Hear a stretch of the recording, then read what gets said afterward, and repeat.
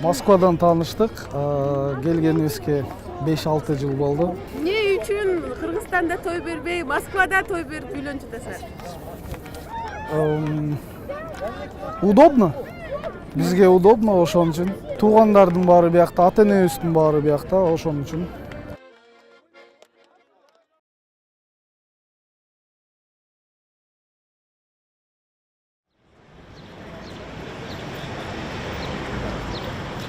Биз көп деле эмеспиз. Мисалы өзбек диаспора, тажик диаспоралар алар саны боюнча кыргыздардан көп да. Просто биз кыргыздар, мен ойлойм бул ушу биздин көчмөн калкыбыз, анан ушул генибиз бар окшойт депчи. Себеби биз бир барган жерге уже отурукташып болду. Баягы биз флагты коюп, ушул жер уже биздики деп ушинтип өзүбүздү ээн эркин алып жүргөн деген ошо ата бабалардан келген бир сапат окшойт деп ойлоп калдым. Себеби Москвага да келип уже все туубузду сайдык. Ушул эми кыргыздыкы деген мааниде эле болуп калды да.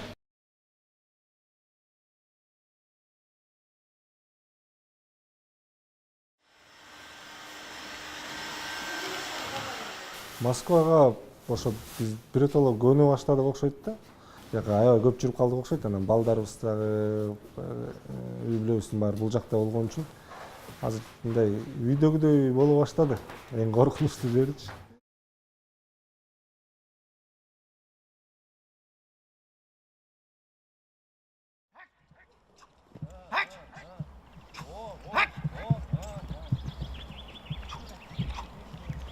Канчалаган мына биздин кыргыздар кафе ачып атат, тойлордун баары ушул жерде өтүп атат. Кыргызстанда колдонгон нерсенин баарын ушул жерде колдонуп атабыз. Ал жакта кийгенди кийип атабыз, ал жакта жегенди жеп атабыз. Биз уже 8-чи област түзүп койдук десем деле мен азыр деле жаңылышпайм да. Биздики как будто 8-чи област да Москва.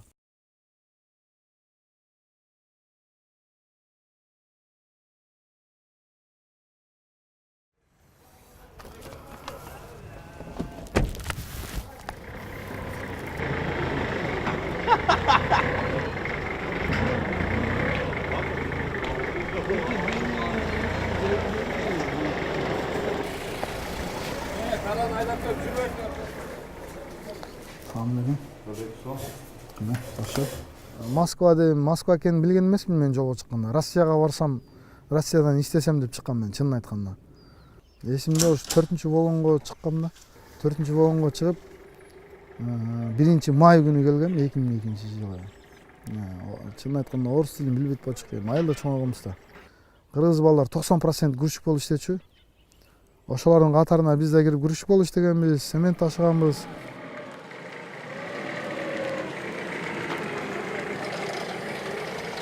Базарды эле баланы өстүрүп коттум да.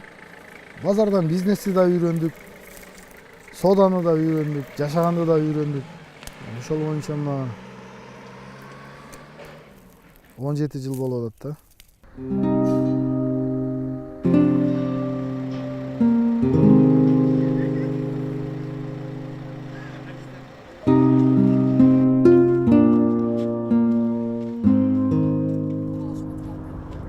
Строительный рыноктор да. Жалпы эсептегенде 900 точка бар да кыргыздардыкычы. 900 кыргыз уже имеет точка ачып арендага, субарендага алып иштеткени бар, өзүнүкү бар, сатып алып иштеткени бар дегендей. Эми ар бир точкада эч жок дегенде 4-5 киши минимально иштейт. Жакшы иштеген базаларда мисалы 50, 40, 50 бала иштейт. Могу жерде мисалы водителин кошуп эсептегенде мен азыр кирдик бул дос балада 40 жакын бала иштейт да. Канча семья багылат, канчасы келет, ошол жерде жашайт, жумушун кылат, зарплатасын алат, кетет.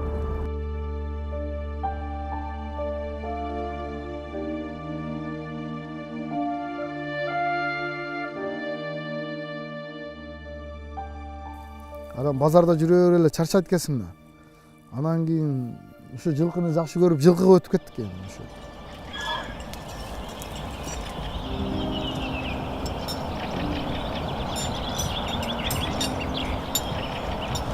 Аттарга күндө келе албайм, потому что деген жумуш көп. Бул жакта биздин байкебиз бар, агабыз бар. Ал карайт. Мен айрыкча эч жок дегенде кечкисин бир келип кетем. 2 күндө бир, 3 күндө бир эртең менен келем, кабар алам. Анан Москвага дача жумуштарыма кетем да.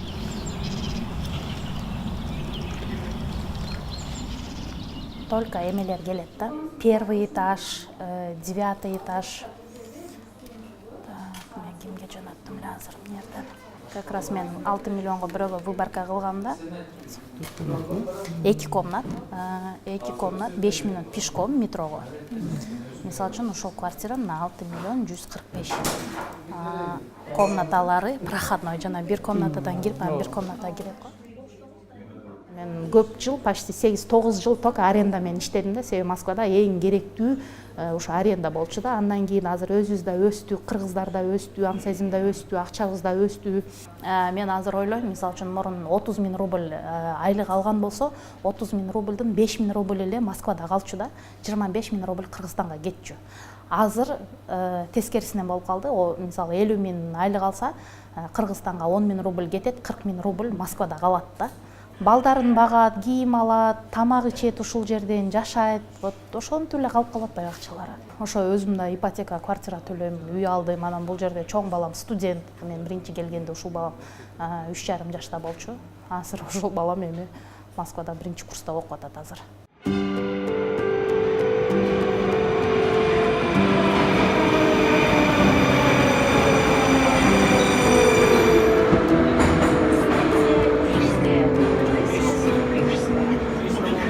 Москвага келгенде 4 айдан кийин метрого түшкөм да биринчи жолу. Азыркылар аэропорттон түшүп эле метро менен келет го. Эркин болуп калды. Ал мезгили мындай эмес болчу да, аябай кыйын болду, мындай. Кыйын эмес, оңой эле экен, просто биз коркот экенбиз да, ушундай болгон да.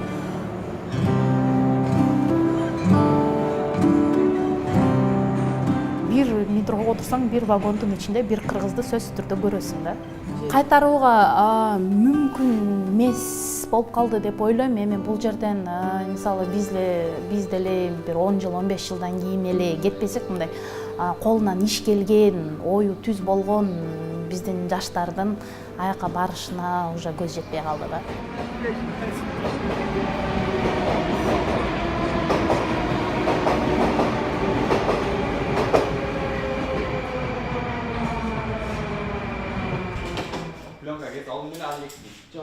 Машиналарга ушу наклейкалар чапталат. Ушул баардык кузовко чаптайбыз. Ушу көбүнчөсү бизде ушу такси кызматында иштеген жердештерибиз келишет. Ошо таксинин стандартына ылайык сары түскө, ак түскө чаптап беребиз да. Андан сырткары ушу терезелерди караңгылатабыз.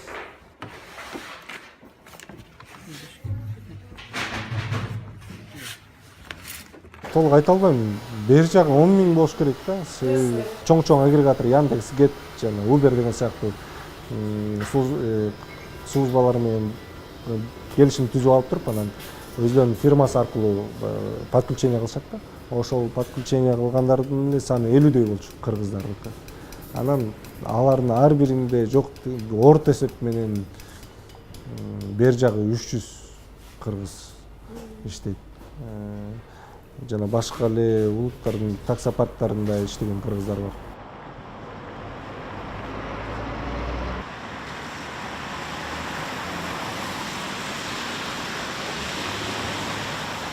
Мекемдештерибиз такси жаатында аябай бир толкун болуп кирип иштеп баштаганда ачылып калган үчүн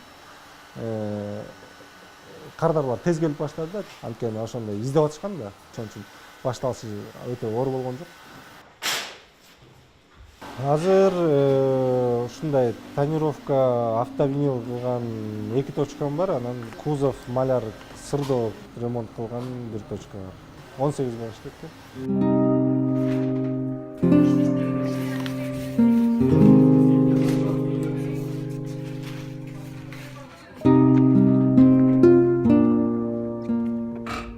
Жигиттерге кичине жеңилирээк болуп атат деп ойлойм, анткени азыр көчөдө жүргөнү дагы жеңилирээк, тил жагынан көп кыйналышпайт, себеби бизге көбүнчөсүн мекендештерибиз келет, кыргыз тилинде сүйлөшөт, кызматты кыргыз тилинде көргөзүшөт. Ошон үчүн мен келген жылдар кичине кыйыныраак болчу, анда кыргыздар азыраак болчу. Метродон, көчөдөн чанда кездештирчүбүз да бири-бирибизди. Миграция ошол баарына бирдей тиешкен да. Ызаланган учурлар болду.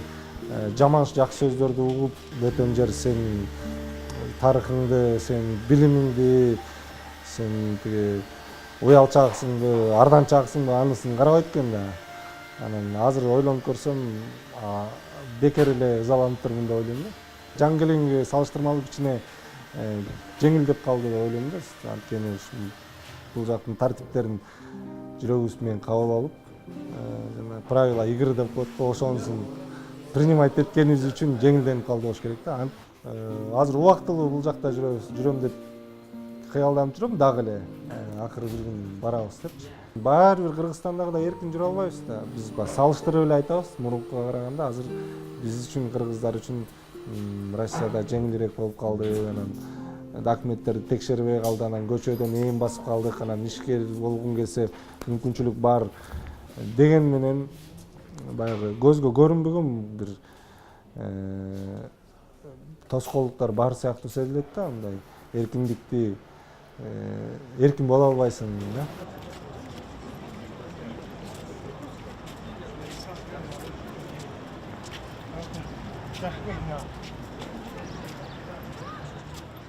Ассаламу алейкум, рахматулла. Кандай жигиттер? Менин этим даяр болду я? Даяр болду, басып. Машалла. Бүгүнкү 100 кг. 100 кг. Жакшы. Еттер жакшы шықты бүгүн. Давай анда эртелетели. Ооба. Заказдар күтүп атат азыр.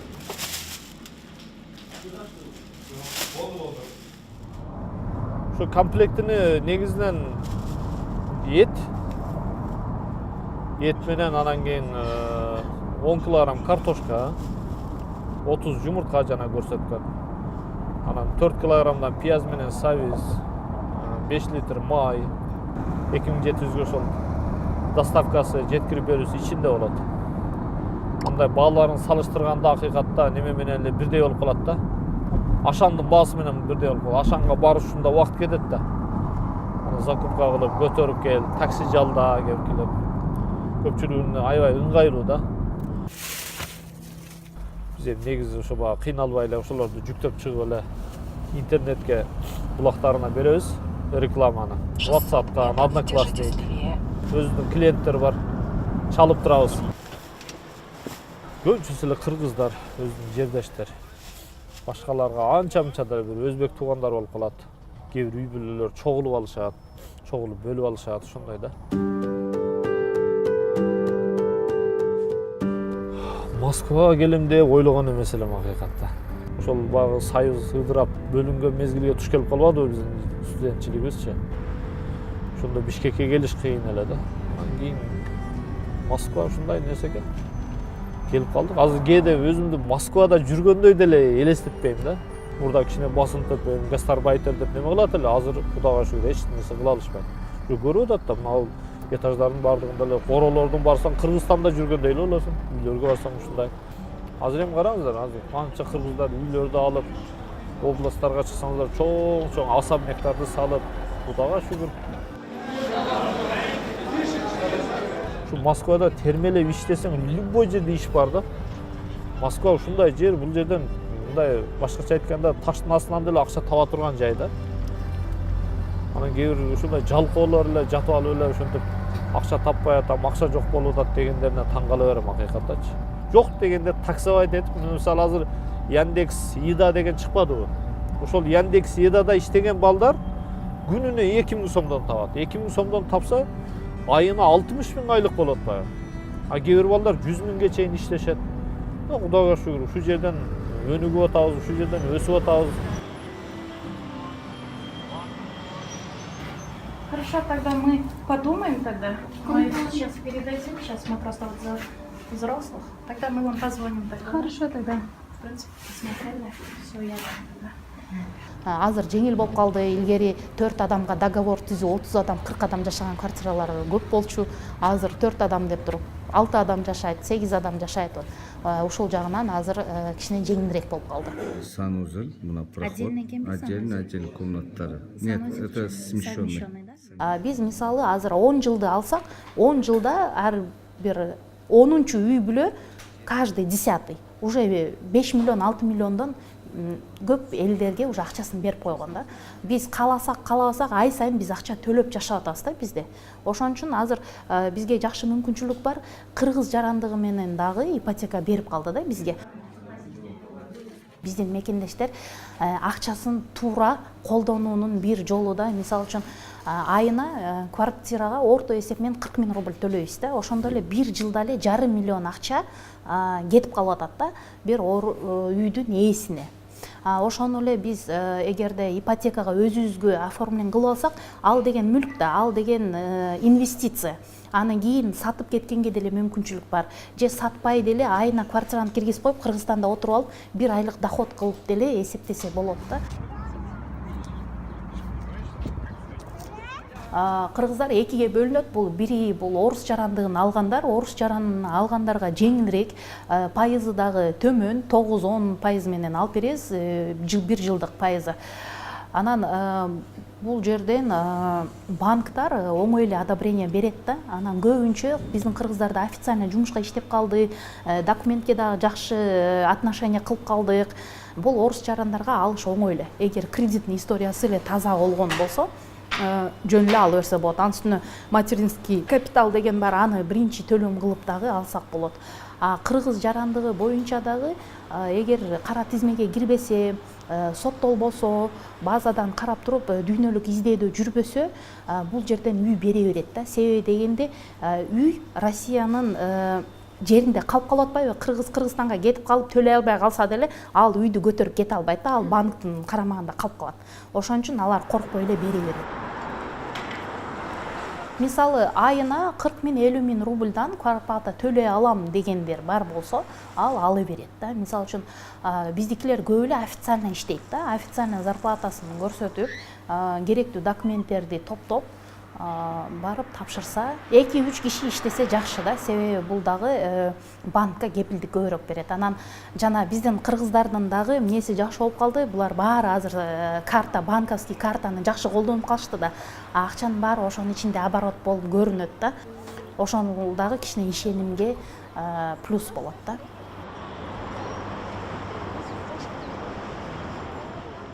Азыр биз ошо Нурлан деген жигиттин үйүнө кетип атабыз. Ал дагы ошол 15 жылга ипотекага алган үйдө, бала чакасы менен. Бул жерде аябай көп, бирок ошо кыргыздар көп да, аябай. Бул жерге жаңы азыр метро салынып атат. Ошонун себебинен пока арзан, эми метро салынса бул жерде дагы баасы көтөрүлөт. Алло, Нурлан. Мен келдим, түшөсүңбү? Вы адрес напишите тогда, привезем. Ойлонуп атам да, Кыргызстанга барганда деле азыр ал эми барбайт деле окшойтун деп эле. Мурда кетем да ошол жерден участок алып, ошол жака үй салам деп ниеттенип жүрчү элем. Азыр эми мына ушуна Балашкадан участок алганбыз. Ошол жерге үй салабыз деп эми ниеттенип атабыз эми ошол. Эми дагы Кудайдын жазган тагдырын көрөбүз да кандай болот.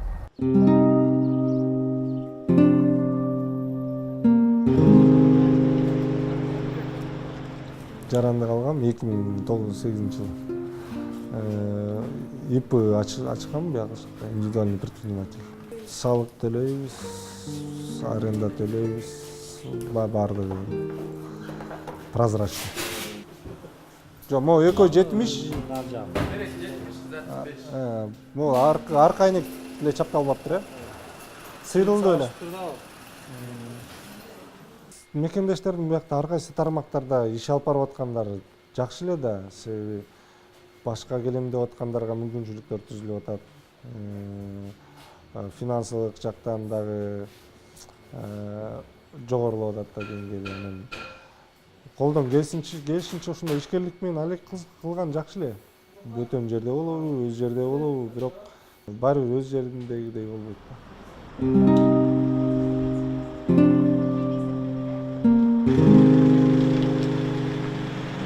Мигранттарды баатыр кылып, ошол бизди багып атат деген туура эмес да. Миграция деген менин оюмча трагедия да. Биз бул жерде ишкер болуп жүрөбүзбү, машина оңдоп атабызбы, көчө шыпырып атабызбы, баардыгыбыз мусапырбыз да. Мусапырбыз. Миллиондоп тапсаң деле мекенин мээринин сыртында жүрөбүз да.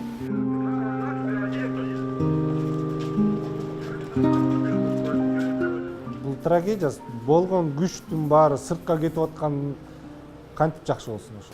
Мамлекет муну менен сыймыктанбаш керек деп ойлойм.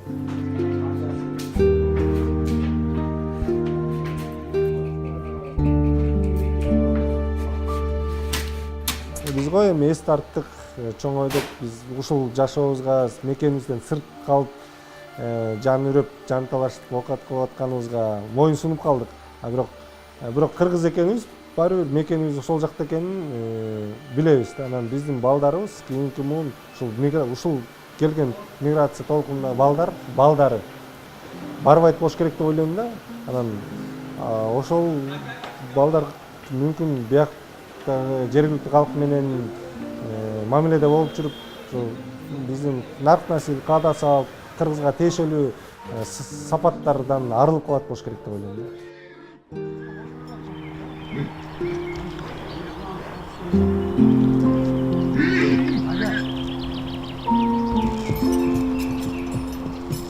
Атын кармабайсың, кармайлы мойнунан.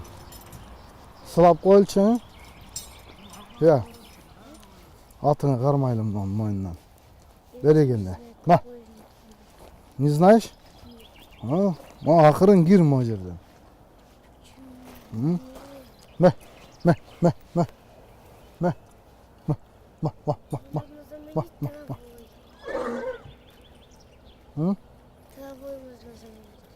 Травой? Да, вон там.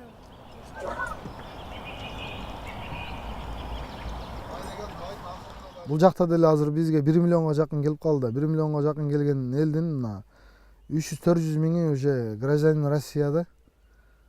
Анан биздин мамлекет Россиянын уруйуна жетиш үчүн эч жок дегенде 10-15 жыл бар да. Эч мындай ойлоп көрсөм, мен өзүм поколением 90% балдар ушул жерде окуп атат, ушул жерде чоңоюп атат. 2 балабызды, 3 балабызды алып кетсек, все равно 1 балабыз может калып калышы мүмкүн да бул жердечи. Ошон үчүн азыртан булардын келечегин биз азыртан ынтымак менен, азыртан ушуларды жакшы тарбия менен алып кеткенди биз азыр ушуларды ойлоп калдык да, чын айтканда. Бул убакыт бат өткөнү билинбейт экен да, мына 10 жыл, 15 жыл өтүп кетти, 17 жылчы. 15 жылдан кийин биздин балдар ушул жерде кандай болуп иштеп калат, кайсы жерде иштейт, кандай жашоо алып кетет. Жаш балдар бизде көп да. Баары бир өзүбүздүн традициядан баштап, ушундай природный жерге баарын чогултуп, ынтымак кылып, булар өзүлөрү кантип чоңоюп атканын билет. 10-15 жылдан кийин ушулар Госдумада ушулар отурат. Биз жактан маселе болсо ушулар биринчи чечет. Бизге көптөгөн жеңилдиктерди чечип бере турган ушулар биздин будущелер да.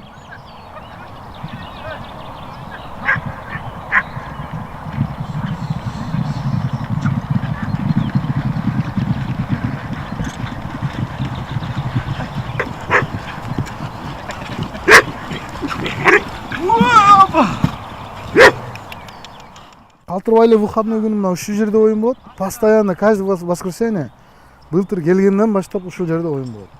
Аркы поляга чыгып эң иштерин кылышат. Бул жерде көк бөрүсүн тартат. Тиякта эс алып отурат. Бул жылкы биздин ата бабабыз кармап келген. Бизге мас калтырып кеткен жаныбардын эң эле адамга жакыны ушул да.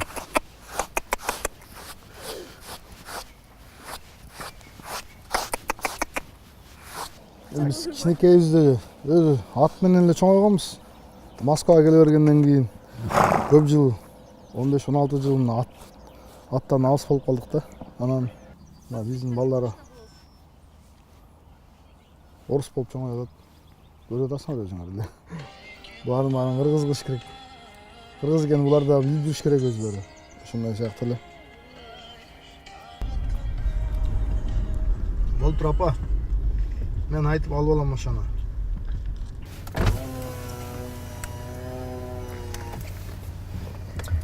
Тияка кичине боз үйлөрдү коелу дегенбиз. Мына ортосун полонун стадиону болот, полон.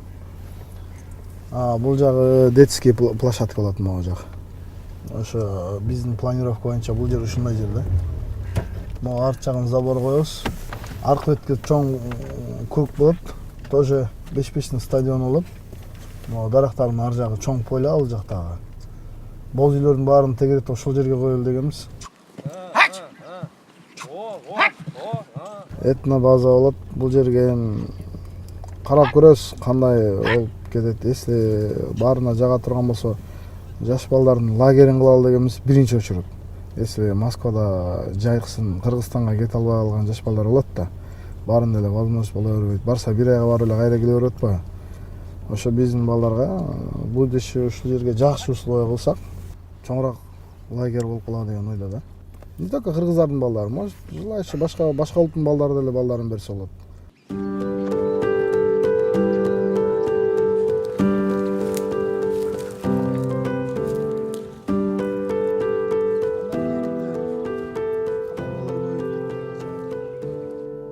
Анан биздин мамлекет Россиянын убийине жетиш үчүн эч жок дегенде 10-15 жыл бар да.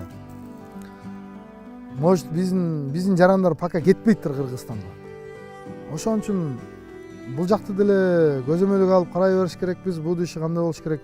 Кыргызстанды деле карай бериш керек го дейм да. Эми ар кимде ар кандай чынын айтканда.